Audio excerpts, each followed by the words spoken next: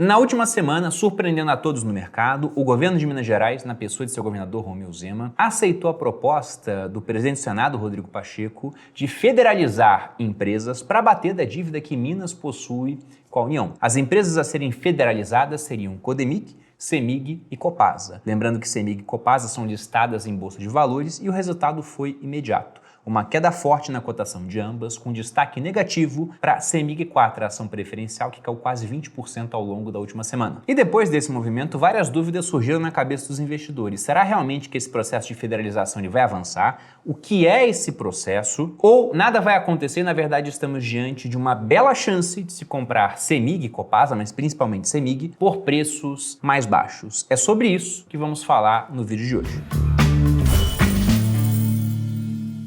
E aí pessoal do Você Mais Rico, quem fala aqui é Bruno Perini, criador do canal. E antes de entrar no assunto do vídeo, vou lembrá-los que hoje eu reabri inscrições para a turma 23 do Viver de Renda, a última turma do Viver de Renda esse ano, a última também com esse preço. No ano que vem nós teremos reajuste. Lembrando que nessa turma nós temos uma série de bônus especiais, você pode conferir todos eles através do link na descrição. E para quem não conhece o Viver de Renda, eu lembro que lá nós temos a missão de pegar até mesmo o mais completo leigo, aquele que não sabe nada a respeito de dinheiro, e transformar esse camarada no investidor de verdade, capaz de montar uma carteira diversificada entre ativos, moedas e até países investindo aqui no exterior, para proteger e aumentar o seu capital ao longo do tempo, até que um dia ele possa viver do rendimento do patrimônio acumulado. Lembrando também que no Viver de Renda, toda a dúvida do aluno é respondida por uma equipe de suporte altamente qualificada, montada por mim, todos com experiência de mercado, muita paciência e educação para responder a quase 5.000 dúvidas por turma. Esses são os dados médios que nós temos das turmas do Viver de Renda, sendo que eu lembro, agora estamos na turma 23. Para quem quiser fazer parte, fica o meu convite, garanto que valerá muito a pena. E se você tem dúvidas disso, basta perguntar para alguém que já fez o curso. Entrando agora no assunto do vídeo, enquanto praticamente toda a nossa bolsa de valores subiu ao longo da semana passada, se aproximando do patamar dos 130 mil pontos, o que acontecia com CEMIG e Copasa era uma queda acentuada do seu valor de mercado, devido às notícias da federalização. Olhando o print hoje de manhã, e já com uma leve recuperação do preço das ações, CEMIG 4 tem uma queda acumulada nos últimos 5 dias de 16,09%, CEMIG 3 cai bem menos com 5,41% e há um motivo para isso, nós veremos mais adiante no vídeo. E Copasa está caindo 1,76%, sendo bem menos afetada por essa questão da federalização. E você vai entender o porquê mais à frente, como eu já disse. E o primeiro ponto aqui nesse vídeo é falar o que é esse processo de federalização. Na prática, isso seria o oposto de uma privatização. Quando você tem uma empresa estatal, por exemplo, o CEMIG, e quer privatizá-la, o governo abre mão do controle da empresa para que isso possa ser exercido pela iniciativa privada. Pegando, por exemplo, o processo de privatização da Eletrobras, o que o governo fez foi aumentar o capital social da empresa e não participar desse aumento de capital, de maneira que ele foi diluído e perdeu o controle da mesma. No caso da federalização, o que acontece é o contrário, você pega uma empresa e passa para o controle da União. No caso, essas empresas hoje, CEMIG e Copasa, já têm um controle estatal, mas é do estado de Minas Gerais. Ao passá-la para a União, você teria o governo federal comandando a empresa. E aí você deve se perguntar, mas por que essa federalização levaria à queda das ações? Porque basicamente você tem uma mudança de ventos daquele destino que era esperado para essas empresas. Porque se você pega manchetes antigas, o governador Romeu Zema ele falava em privatizar CEMIG e potencialmente fazer a mesma coisa com Copasa. E ainda que esse projeto não fosse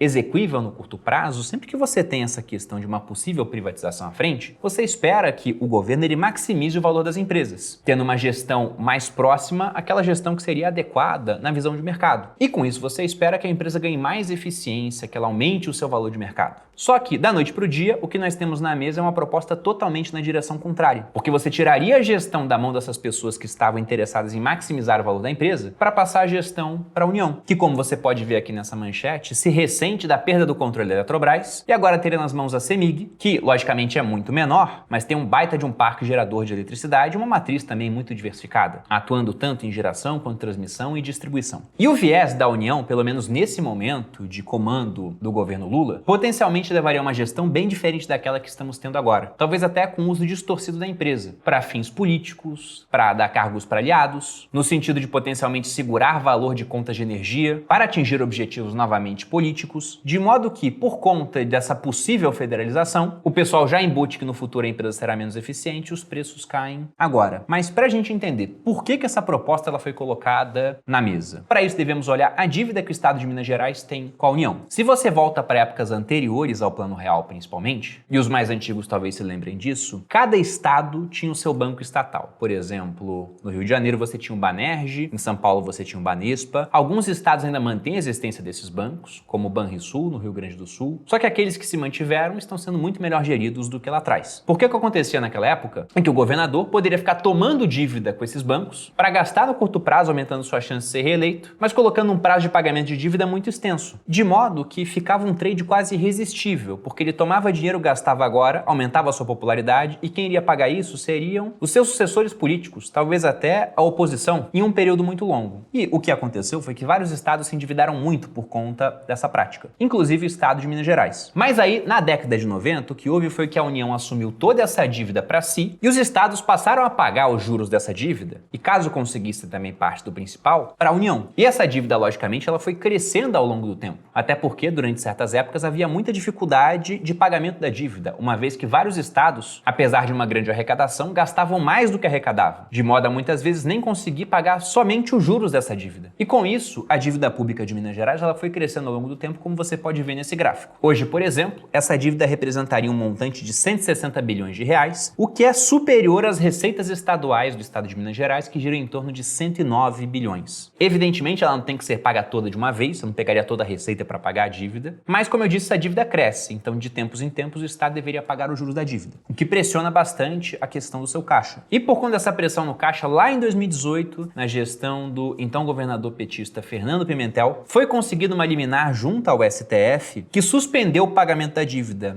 com o prazo final desse pagamento colocado para 20 de dezembro do presente ano, 2023. Graças a essa falta de pagamento acordado com o STF e também a mudança da gestão do estado, passando para as mãos do Romeu Zema, o que foi conseguido foi tirar Minas Gerais do déficit e levar o estado a ter um pequeno superávit de 2,2 bilhões em 2022. E sabendo que uma hora essa pausa no pagamento da dívida teria fim, logo no primeiro ano de mandato, o Romeu Zema enviou para a Assembleia Legislativa de Minas Gerais um projeto de lei para permitir a adesão do Estado ao regime de recuperação fiscal, que foi instituído em 2017 durante a gestão do Michel Temer à frente do governo federal, com a ideia de permitir que estados em situação de desequilíbrio fiscal, que gastavam mais do que arrecadavam, tivessem certos benefícios, como a suspensão do pagamento da dívida, desde que adotassem medidas de controle de gastos e de aumento de arrecadação. Só que esse projeto ele nunca chegou a ser votado na Assembleia Legislativa por falta de acordo entre as partes. E somente agora, no final desse ano, é que ele está para ser votado, mas causando muitas desavenças. Tendo em vista que ele prevê uma redução de gastos, e os políticos geralmente eles não gostam de gastar menos, na verdade eles preferem o contrário, um aumento de gasto estatal, isso dá mais poder na mão do político, e também medidas impopulares junto ao funcionalismo público do estado de Minas Gerais. Porque durante esse plano de recuperação fiscal, que dura 9 anos, só poderíamos ter 2 reajustes para funcionalismo público, que seriam feitos em 2024 e 2028, além do estabelecimento de um teto de gastos que restringiria os gastos estatais. E como a adesão a esse regime de recuperação fiscal tem que ser aprovado por maioria dentro da Assembleia Legislativa, e agora até o prazo final do dia 20 de dezembro, o governo estadual de Minas Gerais começa a ficar numa enrascada. Porque se nós voltarmos a ter a obrigação do pagamento da dívida após 20 de dezembro, o que vai acontecer é um possível bloqueio das contas públicas de Minas Gerais, o que deixaria o estado em maus lençóis, sem ter recursos para pagar, por exemplo, os 350 mil funcionários públicos do estado de Minas Gerais, fora os pensionistas, que tem 350 mil funcionários públicos na ativa, fora os inativos. Nesse caso, nós teremos um total do funcionalismo público de 630 mil e mais 52 mil pensionistas. Somente a folha de pagamento desse pessoal fica na casa de 4,1 bilhões de reais anuais. E aí, para evitar que isso aconteça, lembrando que o governo Zema ele não é muito bem visto pelo governo federal do Lula, o Rodrigo Pacheco ele entrou no circuito, tentando intermediar essa questão. Primeiro tendo uma reunião com o Lula e depois com o Zema. E aí nessa reunião que foi proposta essa possível federalização de CEMIG e de Copasa, que foi aceita pelo governo do Romeu Zema, porque veja que estamos chegando num deadline, num limite para que ele tome alguma providência, e esse colapso financeiro que aconteceria, caso Minas não venha aderir ao regime de recuperação fiscal e não tenha uma suspensão do pagamento da dívida, teria um custo político muito grande para o Romeu Zema, que provavelmente vai se candidatar a presidente. E logicamente você pode ter um custo político em outra área, né? Porque muita gente viu o Zema como um cara mais liberal, que estava indo no caminho de privatizar essas empresas, e agora ele toma um caminho oposto, de federalizá-las. Pensando pela ótica do governo federal, Como eu já disse, o Lula era contra a privatização de Eletrobras, então agora ele teria uma mini Eletrobras na sua mão. Para ele seria muito interessante. É uma empresa que paga bons dividendos, ou melhor, né, gera muito caixa para pagar dividendos hoje, mas isso poderia ser alterado, igual, por exemplo, nós temos a alteração da política de distribuição de dividendos de Petrobras. Então talvez a mesma coisa acontecesse com CEMIG e Copasa, né, caso o processo avance para ambas. E aí fica a questão, será que esse processo ele vai avançar? Bom, primeiro vamos ver o que aconteceria em termos de redução da dívida de Minas Gerais caso o processo venha avançar. Porque vamos lembrar que CEMIG não é toda do estado de Minas Gerais, já que é uma empresa listada em bolsa. Com Copasa, a mesma coisa. Então, se nós pegamos a participação do estado de Minas Gerais nessas empresas, em CEMIG, que tem ações ordinárias e preferenciais listadas, nós temos um total de 17% do capital na mão do estado de Minas Gerais. Em Copasa, que só tem ações ordinárias, nós temos 50,035%.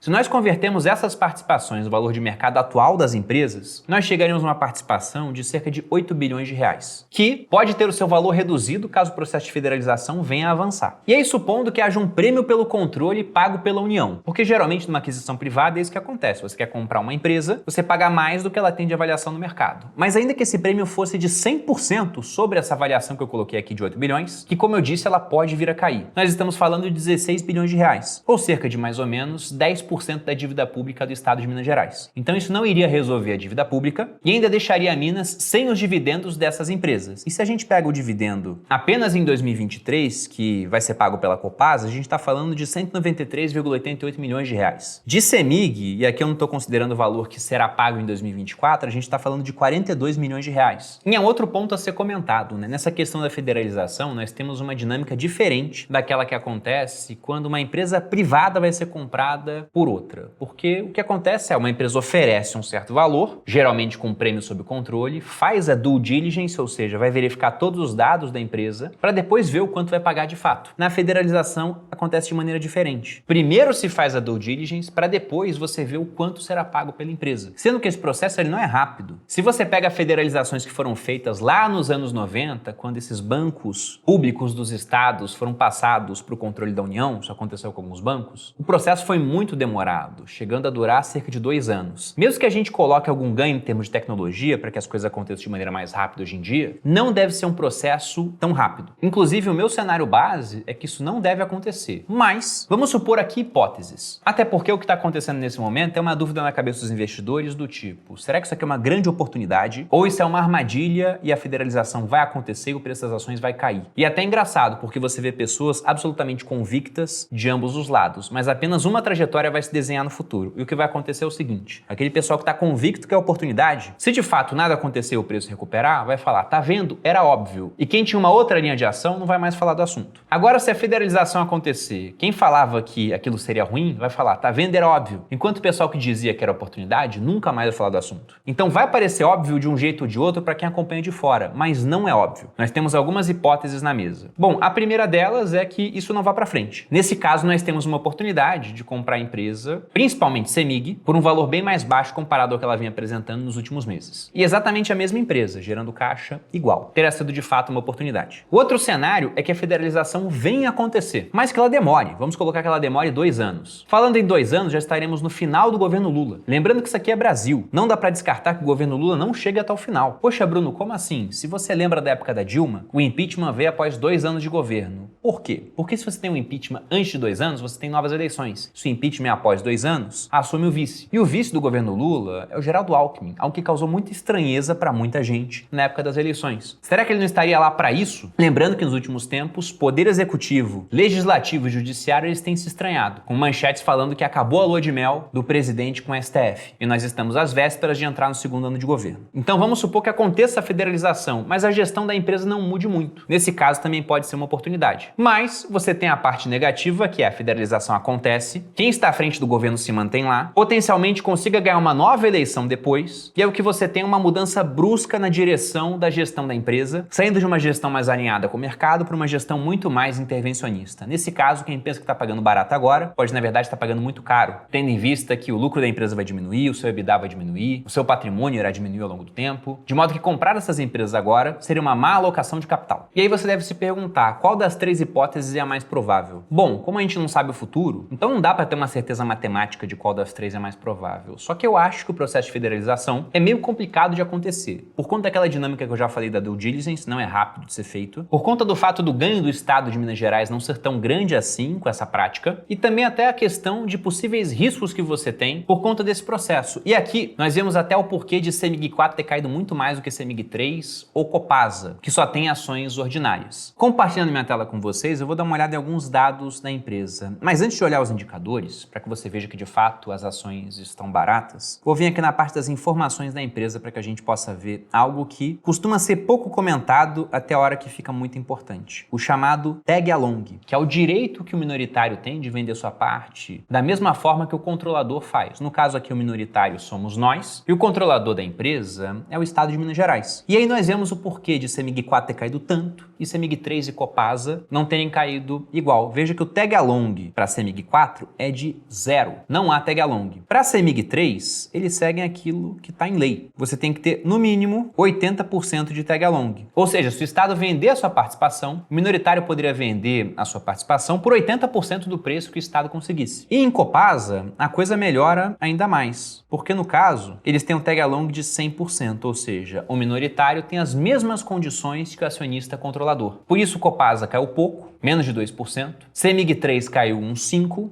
e CEMIG 4 caiu agora cerca de 16%. E quanto aos indicadores em si? Lembrando que eu tenho tanto Copasa quanto CEMIG na minha carteira do Viver de Ações. Inclusive, Copasa é uma posição que subiu bastante lá. Veja que ela é negociada por um preço-lucro baixo, tem uma bela de uma margem líquida, está abaixo do seu valor patrimonial. Se a gente olha em termos históricos, a empresa nunca custou muito mais do que seu valor patrimonial, a média dela é até abaixo, mas você tem pontos aqui que puxam bastante essa média para baixo durante uma época em que a gestão da empresa era complicada, era muito mais intervencionista do que agora. De modo que se não houver muita intervenção na empresa, realmente, comprar por esse preço parece um ótimo negócio. Até porque nós temos crescimento de receita e de lucro ao longo dos últimos anos. Nós não temos pressão de endividamento agora. É uma empresa monopolista, que trabalha com um setor que ele é indispensável. Simplesmente fornecimento de água, ninguém consegue viver sem isso. Se nós vamos para a CEMIG 4, em CEMIG 3 os indicadores estão parecidos, mas um pouco mais caros. CEMIG 4 é aquela que está mais barata. Veja que nós temos um preço-lucro na casa de menos de 4,5%. A empresa levemente abaixo do seu valor patrimonial, isso por conta da queda do preço. Estava negociando um pouco acima. Uma ótima margem líquida, um dividendo também muito considerável, 10,38%, mas lembrando que esse dividendo ele parece mais alto porque as ações caíram agora e dividendos são calculados com o pagamento de proventos ao longo dos últimos 12 meses sobre o preço atual e isso multiplica por 100. Então quando esse preço ele cai, o denominador da conta cai, e ele caiu quase 20%, o que você tem é um dividendo que parece mais alto, mas é porque o preço caiu. Mas de qualquer forma, antes dessa queda já era um baita de um dividendo, estava na casa de uns 8%. E se a gente olha aqui o crescimento de receita e de lucro, também é um baita de um crescimento ao longo dos últimos anos. Se nós vamos aqui para as informações da empresa na parte contábil, veja que desde essa mínima em 2016, os resultados vêm crescendo, tanto receita quanto lucro geralmente em crescimento. E de um setor que é tido como um proxy da renda fixa em bolsa de valores, né? Que é a parte de energia. De modo que sim, o preço está atrativo, mas isso depende muito de qual será o futuro da empresa. E aí eu deixo a pergunta para vocês, né? Qual você acha que vai ser o futuro? A federalização não vai acontecer, estamos diante de uma baita oportunidade? Ela vai acontecer e será negativa? Ou ela vai acontecer e será benigna, porque já estaremos no final de um governo e vai saber se um próximo presidente será, por exemplo, até o Romeu Zema, tendo em vista que na Argentina ganhou um anarcocapitalista. Será que aqui no Brasil não vai ganhar um liberal? Como você pode ver, qualquer tentativa de simplificar demais a situação é uma certa arrogância quanto aos acontecimentos que teremos no futuro. Então, o que eu vou fazer, tendo em vista que eu tenho, como eu já disse, Copasa e tenho CEMIG 4 na minha carteira? Eu vou esperar um pouco mais, não até o dia 20 de dezembro, até porque a gente tem episódio do Viver de Ações antes. Mas eu vou dar uma olhada em qual realmente é a linha que eu acredito que vai se desenvolver lá na frente, lembrando que eu posso estar errado. E se eu tiver errado e o pior acontecer, uma federalização com mais intervenção sobre a empresa, eu já adianto para vocês, eu não tenho pena de vender ações, até porque, ainda que eu perca dinheiro com uma ação, eu não preciso ganhar dinheiro de volta com a mesma ação. Eu posso comprar qualquer outra empresa de bolsa de valores que, na minha opinião, vai ter uma performance melhor à frente. E aí, caso eu tenha prejuízo, simplesmente eu anoto esse prejuízo e uso na compensação dos lucros futuros para pagar menos imposto. E aí já fica aqui o meu comprometimento de, no próximo Viver de Ações, dar uma atualizada no cenário caso alguma coisa nova tenha acontecido. Desse modo eu me despeço, fico por aqui, espero que você tenha gostado de mais desse vídeo. Se você gostou, dê seu like, se inscreva aqui no canal, me acompanhe nas redes sociais, um grande abraço e até a próxima.